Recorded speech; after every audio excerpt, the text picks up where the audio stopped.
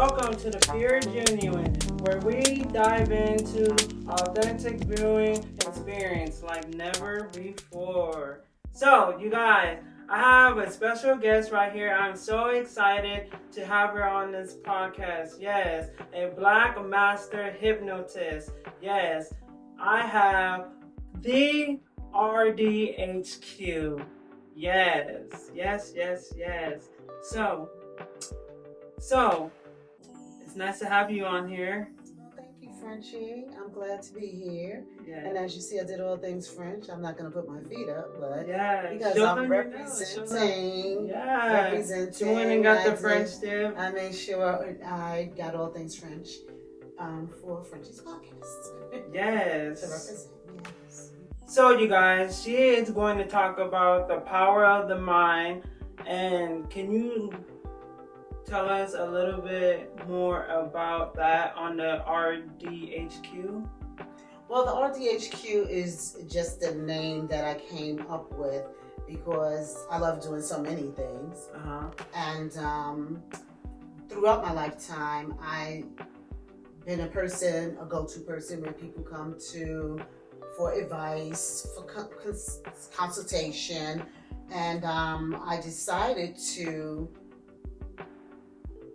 further my education by becoming a life coach first. Oh, really? Yes. A life coach. Right. So I became a certified life coach first. Okay. And as people know, for certifications, I guess society looks at it and views certifications more as you invested in yourself to learn what you know. And the RDHQ actually came from, again, me becoming a life coach. Okay. Because of what I told you from my past, where I was a go-to person. But then I wanted to actually understand the power of the mind a lot further. Right. And that's how I stumbled upon hypnosis. I actually wanted to know why I think how I think, why I do the things I do, why other people do the things they do. Yes, I be thinking the same thing for myself too. I'm like, why do I go upon things like this? Why do my mind triggers to something like this? Like, why? Why do I do stuff like this? I've been wondering that since I was in high school. Yes, and it has a lot to do with your suggestibility, which is how you learn. And again, to go back to why I branded myself as the RDHQ is because actually, although I was a go-to person or a person that gave great advice, and people have always told me that I gave great advice, or they would consult with, it was never my passion. Oh, it's never your passion? No, it's just something in it that I was just that type of person. Okay. And that's the reason I, again, branded myself as the RDHQ is because music is my passion. And I've always found music to be hypnotic. Creative writing is my passion. And I've always found creative writing to be very hypnotic. Right. And so, amongst many other things that I have done in my lifetime, I said, how do I make this succinct? Where I could say, where if I want to put my music out, because I have wrote songs. Okay. So if I wanted to put my music out and speak about subconscious behavior, which is, as a hypnotherapist, I actually am also a subconscious behaviorist. I said, how do I niche down? Therapist, you study the mind. Study the mind, the power of the mind, and many other things. You'll be surprised at some other things I do. But that's how I became the Renaissance Dream Hypno Queen. Yes. Because there's so many other things I do. But because I know a lot of things we are suggestible to, people don't realize they're in a state of hypnosis a lot of times. Right. And so that's why I call myself the RDHQ, because there's so many other things that I have done and I love to do. Okay, can you explain like how people are in hypnosis a lot of times with them not knowing? Okay, what happens is you actually go into a focused trance state, and it depends again on your suggestibility.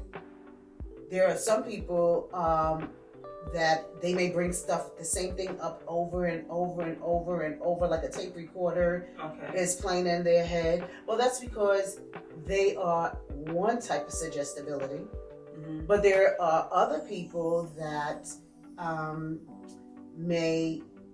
something may happen in their lives, or something, they can have a circumstance and they get over it quicker. That has a lot to do with your suggestibility. So people don't realize they're walking around in hypnosis when you keep focusing on this same thing for years. So that means some people need to be dehypnotized. Dehypnotized? Yes. Okay. Before I ask, how can somebody be dehypnotized, can you dive down and tell the people that are probably confused on what is hypnosis? Can you explain what is hypnosis? Well, the word hypnosis is actually a Greek word, and it means sleep. Oh, okay. Oh, I did not know that. Yes. Wow. However, when you're hypnotized, you're actually not asleep. You're in a conscious state, or you're in a conscious trance focused state. Okay. So, hypnosis actually is similar to daydreaming. Okay. You could be sitting right where you are right now, and I'm sitting here, and you could just go into a deep focused state, and I could be speaking to you, and you don't realize I'm speaking to you because you slipped into a hypnotic state.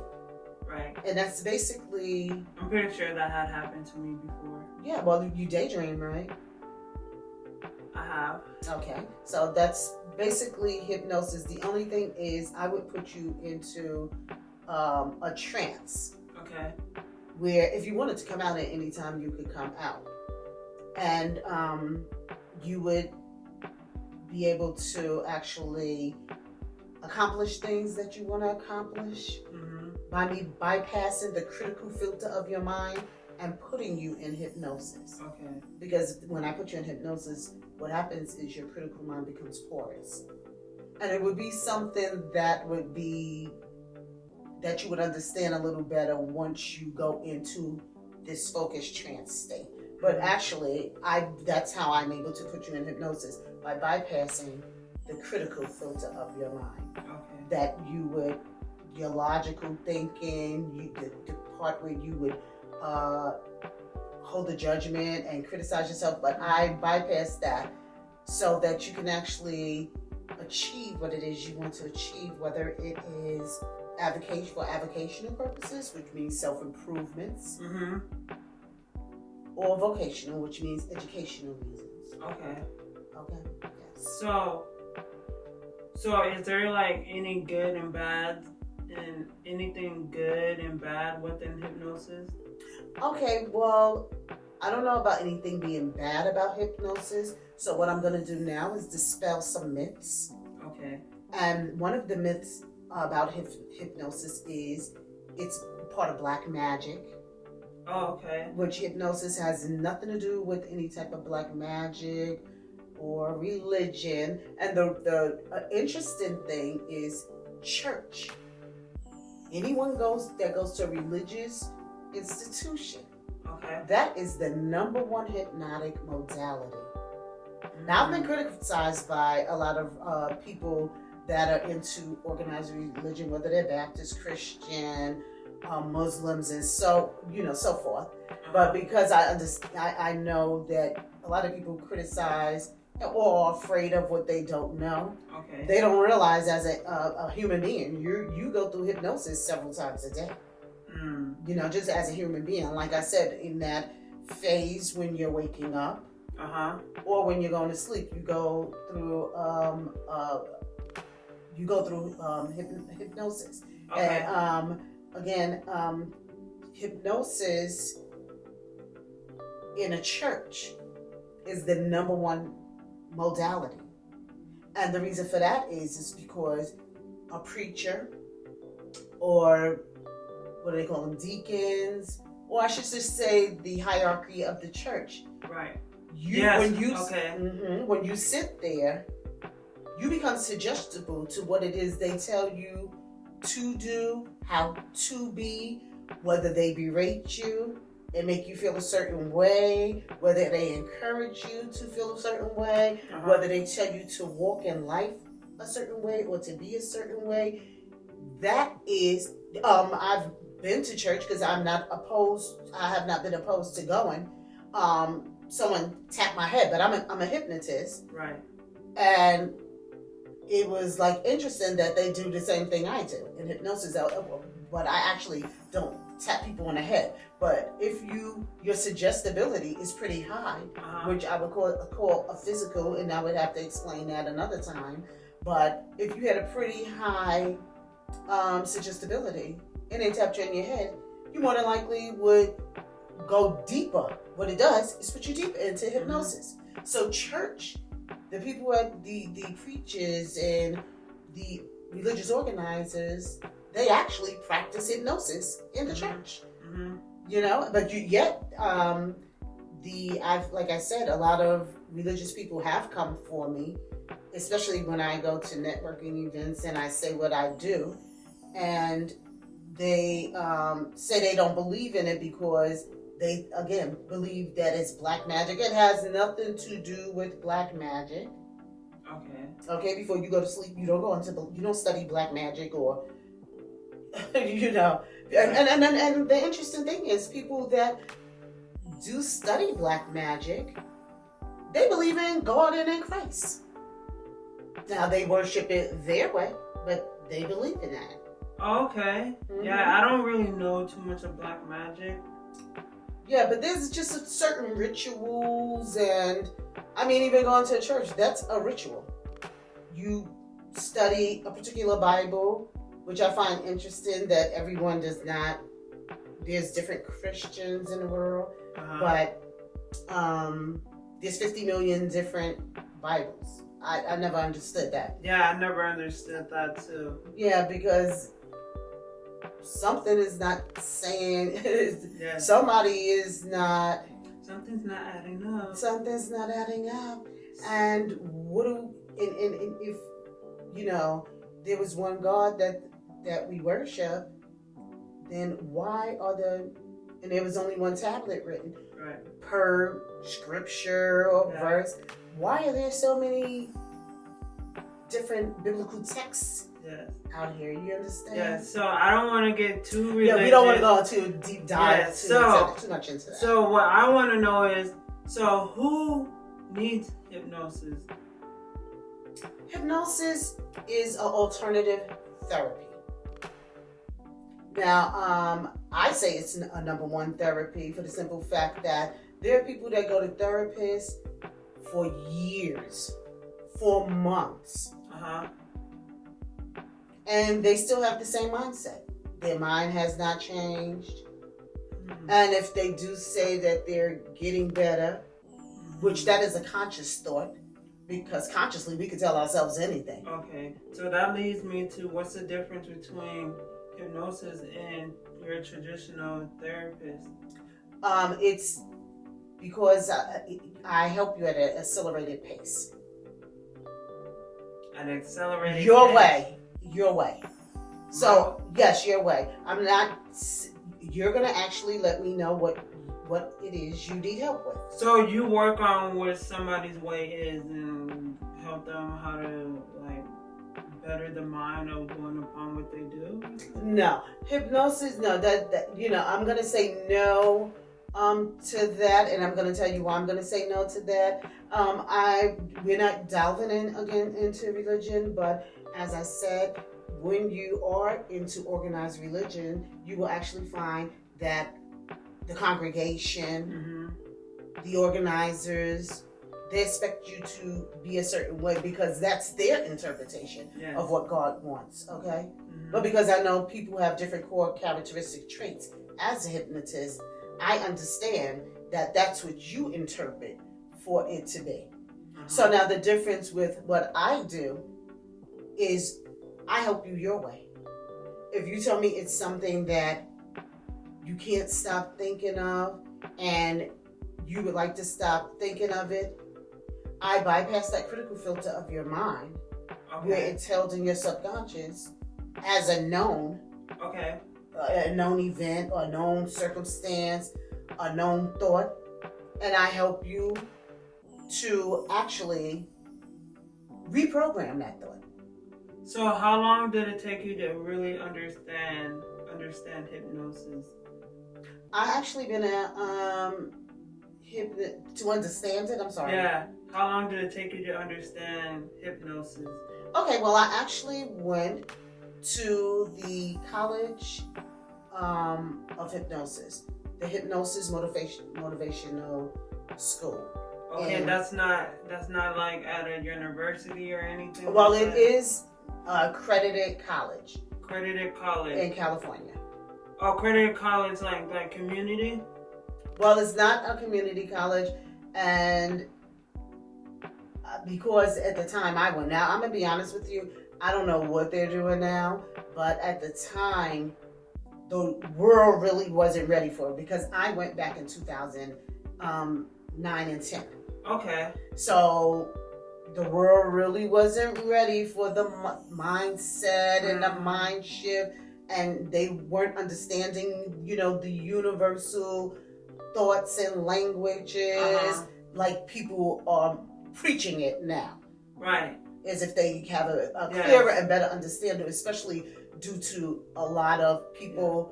People wasn't ready for that knowledge. Right, because mental health, as you know, it wasn't prominent in our society. It was more hidden than out on display, like a lot of people are now. They are more authentic with saying how their mental state is. Right. And they're more comfortable with it now than they were then. Okay. That's pretty cool and interesting to know. Mm-hmm. Yeah, so we were talking a couple of days ago and you were saying that you are also called the mind masseuse. Yes. Okay. So what is that all about? Okay, you know how you get a massage? That's something I never heard. Okay, I'm a mental fitness. I say I'm a life, when I do introduce myself as a life coach, I'm a life performance coach. Okay. And that's because just like you go to a gym and you work out, yes, hypnosis is an exercise. But it's the only exercise you would ever get where you will get all the results and I do all the work. So it's a mental fitness exercise. So you actually are, when I put you into hypnosis, it's very relaxing, it's very calming. I haven't had one person that comes out and don't say that was their experience. So it's relaxing, it's calming. So I'm a mind masseuse. Okay. I help you with your mind, and so all of this goes upon with communicating with others. What do you mean by that? Cause you're saying your massages. No, I'm saying hypnosis is a exercise for the mind. Okay. So it's an exercise for the mind. It actually exercises your mind, makes you more mentally fit. Okay, so that lets me know even more into this. So what's a life coach then? A life coach is someone who you consult with to give you guidance, advice. Okay. That's a life coach. Guidance and advices. Yes. Okay, guidance and advices. Okay, isn't that something that you would go to for a counselor? It's a counselor. It's counseling, advice. The difference is you're in your conscious state at the time you go to a life coach. You're consciously aware of what you're saying and what you're doing, Whereas in hypnosis, you don't have to do anything. We have a cognitive session prior to you going into hypnosis. And like I said, the difference from that from traditional therapy is or church, I'm actually going to help you not say resolve your problems, but achieve the results you want your way. Okay. Okay. Got it. What are people supposed to expect from all of this when they go to somebody like you for the hypnosis, the what is it called, how do you call it, I call myself a mind masseuse because the mind masseuse. Basically, it's relaxing your mind, and therefore I call myself a mind masseuse. It's just the same thing as your body needs to relax, and you go to a masseuse and they give you a deep tissue massage. I give you a deep tissue massage. That gotta be beautiful. Of the mind. That's beautiful. Yes, and to achieve, the beautiful part is you will find yourself achieving what you need to achieve. And this goes back to what you said, what people are to expect. Yes. Okay. The best thing is not to expect anything, and I'm gonna tell you why. It's automatic. It's automatic. What happens with the subconscious and hypnosis, and you following through with what you want to do, or you being able to release what it is you want to release. So it's the human experience. That's just what it is. Yeah, because actually, the ending, to sum this up, the ending result was, he told me, now, like I told you, he had like 10 packs of cigarettes up there around 3-4 in the afternoon. Mm-hmm. Told me he was going to smoke all of that by the night. And he told me on this Friday, the next Friday, he realized that all he had to do was put his mind to it, and that he has not touched a cigarette since him and I did a session. And from then to how long? He's been smoking, a chain smoker, for 20 years. So this is what I'm telling you. Wow. It's so automatic. When I do a hypnotic session with you, you would think you accomplished this on your own. Mm-hmm. When, of course, you know, if you didn't do it on your own prior to coming to me for the hypnosis, that is something that I did that helped you achieve what it was you want to achieve. I would like to do a session. I think what I'm going through is probably what I need some hypnosis going on. Just by hearing your story and in the background of it. I've never been hypnotized. Professionally. No, dude. You go in and out of hypnosis several times a day. I'm letting you know. Okay, but I've been around professionals and I just never did it. I was just too scared. But nobody never sat down and explained it to me. They were just like, I'm a professional, show me paperwork and everything. I was just afraid to do it. But you sitting down here and talking, pure, genuine conversation about the hypnosis, love it. I do. These stories is something good to learn about, and the people that are watching, and for me, I'm a life learner. I'm a journalist. I went to school to be a journalist. So I'm a journalist. I like to learn from many different walks of life in this world. Well, one of the reasons a lot of people are afraid of hypnosis, and even when they come to me, I find it a little hilarious. I have been told, I know I paid for my session, but now I'm getting scared because you're going to know all of my business. Pause for the cause. Pump the brakes, sweetie. Right. Here's the thing. No different than someone else is a professional, but still a human. That's no difference than going to a counselor, therapist, or anything? No, that's not even a point. No different than someone else is a professional, but they're still human. Mm-hmm. They still have life that goes on behind closed doors. Mm-hmm. You get 2 hours that you're going to pay for when you first come for your first session. Yes. Right? And then any session after that is 50 minutes. Right. Maybe extended to an hour. I have my own life. Exactly. Therefore, I'm only interested in helping you with what you came to me and paid for. Right. I don't need to know about your whole life. You're not going to slip and tell me things that you don't want to say, because during my session, you're not allowed to talk.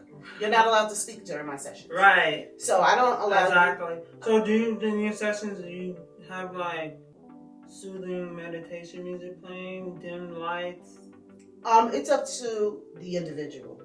Okay. Everybody does not want to be in a dim light and know they're being hypnotized. Because my sister's ex-husband, he put me on like this bed thing, and then he like, I don't know what he did here. Is he an energy healer? It sounds like he's an energy. Yes, an healer. Energy healer. He, Mm-hmm. you know, like how those people that puts the needles in you. Oh, acupuncturist. Acupuncturist. He did the same exact thing with no needle. Okay, so he is an energy healer, and so You know what I got from that? It got me like to think on deeper. Well, I don't know why this is like getting me like my eyes are watering up a little bit. I can feel it, because this is like it. That's why take your time.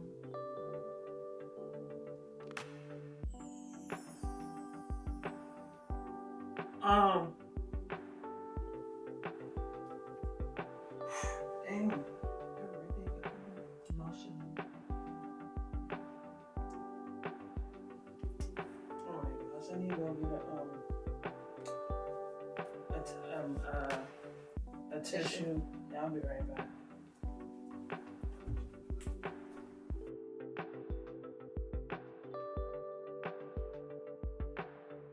And that's exactly what you do in hypnosis. You take deep breaths. Okay. Well, you know, it actually okay, you guys, hold on. Oh my gosh. Okay, so it actually got me to like think about in the now, the present, right here, and my uncle told me the same thing. I was like, wow. I was like, that is exactly what I was experiencing. It made me think about now, the present, right here, this moment, and thinking deeper, and like making me like, I learned how to make the decisions better. But this was like back in like 2018. And then when he did that to me, and I told him, I was like, I appreciate that a lot, like I really do. And then I haven't done it again since. And talking to you was just like reminded me about that time, That experience. Yes. Yeah. I mean, and that's an alternative practitioner to healing also. You said that's your brother-in-law? So but basically energy healing. Well, I could say like ex-brother-in-law, because him and my sister are not together anymore. But they were at the time. So. Yes. Okay, so that was just another awakening for you, which is, you definitely find out things about yourself after, I should say, your hypnotic experience. I haven't seen one person that hasn't. There are people that come to me that have lied because, again, they think by they telling half truths. But before I give them a session, I let them know, so if this happened, then So before I give them a session, we get to the gist of what is it you really are coming to me for. Again, you don't want to waste your time or your money, because I'm going to work on what you asked me to work on. Right, exactly. And again, and you're only getting a certain amount of my time. Okay, yes, exactly. Okay, and I want to do everything it is that you want me to do to help you either release what it is you no longer need in your life, achieve goals that you would like to achieve in your life. Sometimes people have a hard time shaking loss, whether it's loss of relationship, loss of a loved one, loss of a pet. They have a hard time consciously getting over it. So through their hypnotic experience, you asked me what's the difference between hypnosis and therapy. Traditional therapy. Yeah, Again, I help you achieve whatever your goal is at an accelerated pace. And I haven't had one person that came to me yet. I've been doing this almost 2 decades. Okay. As a matter of fact, this year makes 2 decades for me. Okay. And I haven't had a person yet that has come to me that has not got what they were looking for in hypnosis. Right. Now, you did ask me what the downside was. It's a downside for me in hypnosis. Different from traditional therapies where they schedule you, like I said, some people go to them for months and for years for them to cope with what it is they want to cope with. But so the difference is I have to keep marketing myself, because if you get results, which most of I haven't met a client that didn't, unless they bring up something else and they're coming to me for, they get results in their first session. Now I got to market myself and get more clients. That's the difference with the traditional therapy. Right. They book you for more and more sessions, whether you go a year, 2 years, 10 years. With hypnosis, you don't need sessions. Yeah, so you say you need to market yourself, but I have your card, and I will put your information down in the description box down on this video so people can contact you and book sessions with you. Oh, I appreciate Because they're watching this and they're learning and they're getting the gist of it, and they're like, oh, okay, maybe, hopefully, I'm pretty sure they will, because I'm willing to get a session done. Yeah, and a lot of one of my siblings came to me and told me his mind was too strong. Mine is too strong. Yeah, some people think their mind is too strong to go in hypnosis. Well, let me tell you something about, hypnosis relieves stress, which is the number 1 killer. Okay. And the same emotion that causes excitement causes stress, raises the blood pressure. Okay. And therefore, a lot of people need to relieve a lot of stress. That they get so scared again because of the stage hypnosis, where they make you do silly things. I'm not an entertainment hypnotist. Okay, so that needs to be stated also. I am not an entertainment hypnotist. I am a vocational or avocational for self-improvement or educational reasons. I'm not an entertainment hypnotist. Right. Okay. Because you want people to actually get something out of it, not just there for Well, it's therapy. It's no different if you go to therapy. You want to, you're paying your money, or your insurance is paying your money. You want to get what it is you need, because you're going to therapy because you need a change, a shift in your programming, in your mental state, in your circumstances. Right. Got it. So, wow, this is nice. I like these information you're giving out to me and the world. I think a lot of people need this right here. I I believe this is the genuine conversation. This is why I called this pure genuine, because you get authentic conversations and knowledge and learning from one another. What I don't know is what you don't know, and what you don't know is what I don't know. Each one teach one, exactly. Yes, so we can learn from each other, and this is powerful. That, yeah, back in 2009, 2010, nobody wasn't ready for this. People were running from me when I speak about the universe. Right, yes. Well, you know, they went running, especially when I moved here to Las Vegas. There's a lot of different church communities. It wasn't eye-opening at that time. So it was not eye-opening at all, and they used to run, and now these same people there talking about the universe, and it's all good, because that means we're evolving and people are growing and they're learning, and I know what I know, right, and some people know what they know, but I know what I know, and so I move with what I know. Right. So you are an author. Yes, an author. So what made you become an author? I'm a writer. I'm a creative writer, period. Okay. Like at the beginning I told you, I find that hypnotic when I go into, when I explain it one day about writing, you'll understand it more. So as a writer, I used to write a lot of poetry when I was younger. Okay. Too bad I didn't have this platform. And by the time this platform was available, I guess I just wasn't interested, but I just like writing. And so there was a lot of things that I felt like when I learned when I started honing the different tools, because it's just not one tool. I'm also a handwriting analysis expert.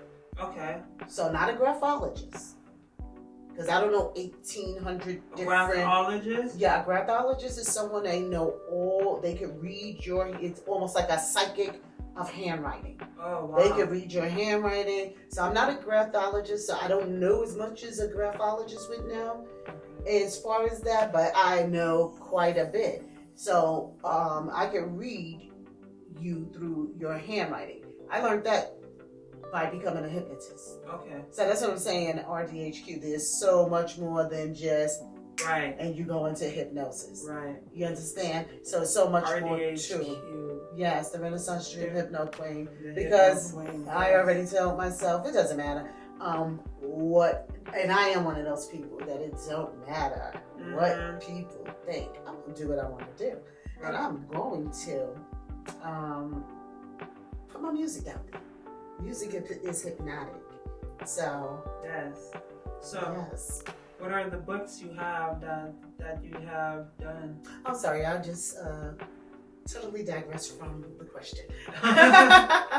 Yeah. So one book, the reason you asked me the reason I wrote the book, I felt like if I understood the power of the mind the way I understand it now, if I understood that the different core characteristic traits of people, if I understood a lot of this years ago, some people I would have probably never had in my life. Some people I would have known how, and this comes with me knowing core characteristic traits now. Once you know these core characteristic traits, you understand why a person moves like they move, acts like they act. Maybe the certain emotional type. Why am I like I am? Is this person compatible? I can read your handwriting and tell certain traits about you, And that's something I don't let a client know that I'm gonna do, because they try to practice how they're gonna write. You know, through it I could tell how pessimistic you are or how optimistic you are. And I put my hand the wrong way. Pessimistic going down and how optimistic you are. So I wrote my book because I didn't understand a lot of this stuff. I probably could have saved, I was married. I might have been able to save my marriage at that time because I would have understood a lot better, stood my companion a lot better, and a lot of people don't understand their companions. Right. Okay? So how many books do you have? I wrote 2 books. 2 books. Right. Oh, actually 3. 3. But one was for a TV show, so I wrote that. But one of my books is Your Daily ATM Deposit Journal. Oh, wow. Now, I wrote that back in 2012. And when it says ATM, it might have not been the best title, but it's your automatic thoughts. So that's ATM, automatic thoughts deposit journal. So basically how I look at it, one of my books, my slogan, so do not try to copy this because this is copywritten, is to, it's like going to a bank. You understand? So when you deposit your thoughts, you withdraw your success. Right. Wow. Okay, that's cool.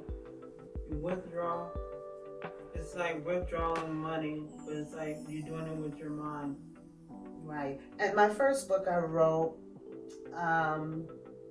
instead of the RDHQ, I was the NDHQ, the Nubian Dream Hypno Queen. Nubian Dream Hypno Queen, right? Because I'm gonna keep it a buck with you. I only knew of stage hypnosis from watching it on TV. I didn't know anyone in our community or of my race that help people with hypnosis. Back then, I never seen the skin tone of us doing hypnosis. Honestly, to be honest, I'm like, wow, you're the first that I'm coming across that is black, that is doing hypnosis. Right. Well, I actually taught. There are probably many out there. No, there are. There are. You're the first that I came across.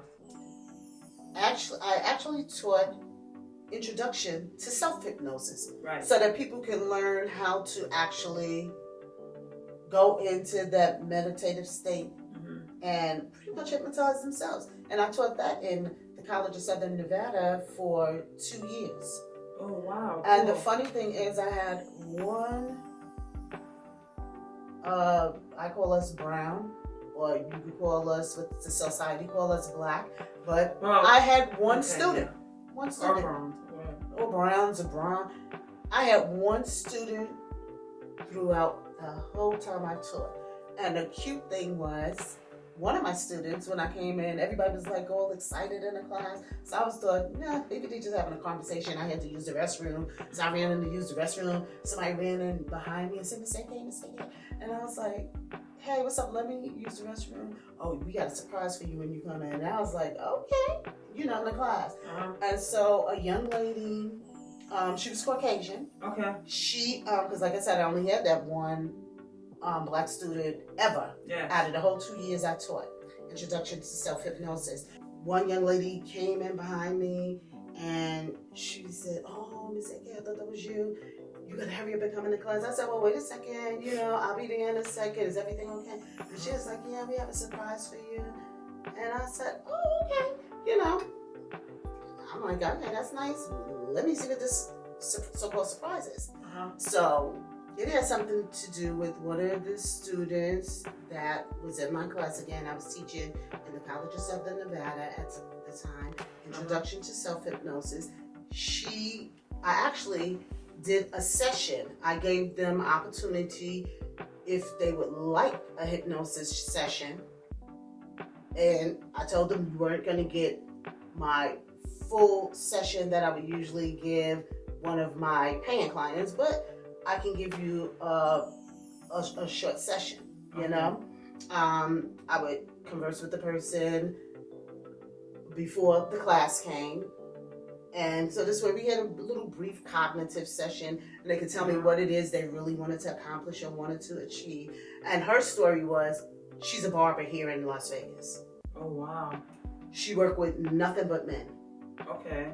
And it's like, okay, I guess a male ego, they would berate her at times, try to degrade her. She found them to be disrespectful, and she wanted to know how could she move on because she loved what she did as a barber, but how would she be able to move on? And I'm just gonna say, I felt pretty honored because she didn't even look the same when she came to the class. So like, I'm looking around the class, I didn't notice her. She came to my desk and she said, I wanted to give this to you. Today's my birthday, but I want to give you a present.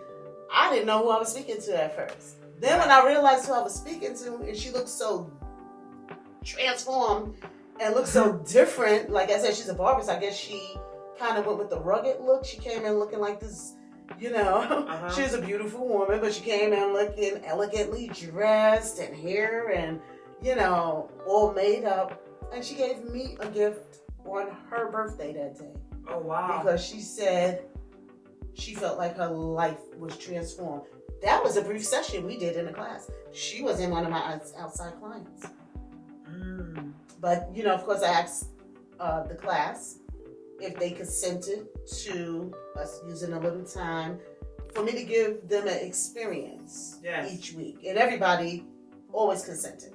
Right. Because everybody wanted to have a turn. Everybody couldn't get a turn. Right. It wasn't that many weeks, but it was only 6 weeks, my session, my lesson that introduction to, or my course, I should say. My course was for 6 weeks. But so it was that was pretty special. And I still have, she gave me this costume necklace and not this. Okay. But she gave me a costume necklace and earring set and bracelet. It was so cute. Yeah. So cute. So oh, and then I'm sorry, I just keep digressing. I'm my own fan when it comes to hypnosis. You're your own fan? I love speaking about hypnosis. You know, so that's good. That is good that you are your own fan. I am. I'm one of my own fans because I love, which made me go into it. I love the power of the mind. So my first book is called Pop the Bubble, Release Your Dreams. Pop the Bubble, Release Your Dreams. Yes. Ooh, I like that title. At first I called it Pop That Bubble, Release Your Dreams, and everybody thought it was a sexual book. So I said no, it was another self-learning book, pretty much like a journal. So that was my first bubble. And my first book. And the reason I put that, there's so many people I had bumped into, much older. I always wanted to be a singer. I always wanted to do this. I always wanted. Yes. Well, what are you waiting for? Yeah, my thing was I always wanted to be a R&B pop singer and hip hop dancer that did track and field and cross country. But you did track and field and cross country? Yeah, I did cross country a lot. I did track and field, but I had stopped. I just like being young. I was like, it's my birthday. I'm not gonna go to trials. I regret it still to this day, but it's life. But I did cross country, all of that. So yeah, that's how I was. I was like into music, dancing, and then that didn't go through because life situations from living with family and living with sisters, brothers, you know, low income, and then you know, in 2018 I started making that podcast, and then I was like, oh, I want that. I want to dive into that. That's cool. And then over time I was like, this is like music. This is beautiful. It's hypnotic. Yeah. It's hypnotic. Yeah, it's like music. I like to conversate with people and talk. Is this the same way when you are rapping, singing, all of that? You're speaking. As a creative writer, I understand. As a person that went to high school in the academy as a dancer, I understand. So So 2 years ago, I got myself into. Because me doing podcasts and getting myself into podcasts, I was like, yeah, I like to learn a lot. I like to learn culture. I like to learn people's walk of life, you know, in this world. And then I was like, you know what? I'm going to school for journalism. And that's what I did. I was there for 2 years and like 4 months. That's good. Yeah, and then I just finished last month. I got my certificate and everything last month. Oh, well, congratulations to you. Thank you. I always say any achievement. Some people like to compare the I'm apples and the certified. oranges. Certificates, honestly, they're not even, what do you call it? I don't even know if they're real. Even though I got my certifications, but it's required when you go certain places. Yeah. I mean, it's no different than to me, and I know some people will agree to disagree. Well, honestly, I don't know. You don't necessarily have to go to school to be hypnosis or be a journalist or anything like that. It's required. But certain places are just required for those papers. Mm-hmm. If you want, and it's no different than to me. Personally, I'm going to say it again because I went all the way up into my PhD. I just chose not to finish, but I'm going to say this. Accomplishment is an accomplishment. I know so many people. So when you go to school, I know a bunch of people that even got their doctorates that are so confused. Yeah. Don't really. They did all of the school and paid all of this money, still paying money. It was never their wish. It was never their hope. It was never their dream. Yeah. You know, not saying all, but a lot will throw their accolades in your face and try to belittle someone, or make you feel less than, I guess. To me, it's almost like the internet, where you entertain what you choose to entertain, and have that thick skin and be confident in yourself and know what it is you really want and do it for you. You know, that's at the top and bottom line. This has to be self-gratification at the end of the day for you. You understand? So I guess we all go in our little course in life where we may do things selfishly or selfishly. Sometimes we, some people, and not all, but they selfishly go about life. And then you have others that are selfless, where it's about everybody but them. Oh, yeah. And so my thing is, at the end of the day, I've been there, okay? And I am not going to blame anyone for anything that happened in my life, because we have a choice. Whether we accept certain people, certain things, and you have a choice not to. See, with me, I used to put people first. You don't know my story. We need a whole podcast for my story. Yeah. So I get it. Yeah. I get it. I used to look up at this one rapper. His name is Lil Wayne, and he had this group called Young Money. And he was putting his artists first, and I used to take that and I used to study that, and I was like, that's nice. And then I went with it, and I started to see over time people taking advantage of me, and people were belittling me and stuff. And they don't respect you. At the end of the day, you do it, and people, and you they'll respect me in different areas, but not like areas that it should be. Well, I should say it becomes a lack of respect. Yes. Because if we don't respect ourselves enough to put ourselves first, how can we expect someone else to look at us and decide that we love ourselves and we should come first, when we're not showing them that's what we do? So I feel like I've had a great deal of codependency. It's called codependency. And you do it because you're seeking people's approval, whether you want to admit it or not.